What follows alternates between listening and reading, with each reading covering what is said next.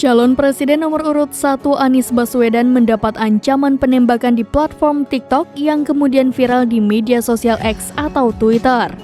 Si pengancam akan menembak kepala Anies dan menanyakan berapa tahun hukuman maksimal yang harus dijalaninya. Sejumlah pengguna pun mengunggah tangkapan layar yang memperlihatkan komentar di platform TikTok bertuliskan ancaman penembakan tersebut. Selain itu, diperlihatkan juga beberapa foto yang diduga sebagai sosok yang menyampaikan ancaman itu. Ancaman penembakan tersebut kemudian viral di media sosial. Terkait adanya ancaman itu, Anies Baswedan pun buka suara. Anies berharap ancaman tersebut tidak akan benar-benar terjadi. Pernyataan itu disampaikan Anies di Samarinda, Kalimantan Timur pada Kamis 11 Januari.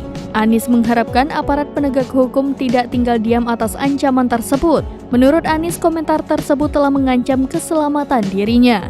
Sementara itu, Tim Pemenangan Nasional Anies Muhaimin atau Timnas Amin juga mendesak untuk Polri mengusut ancaman tersebut.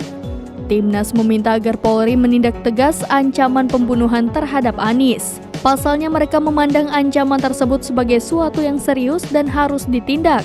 Tim hukum dari Timnas Amin diketahui telah melaporkan ancaman penembakan itu ke kepolisian.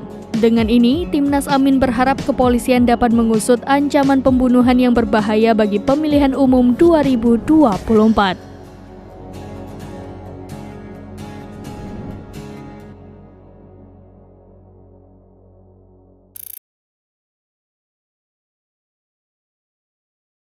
Download Tribun X sekarang, menghadirkan lokal menjadi Indonesia.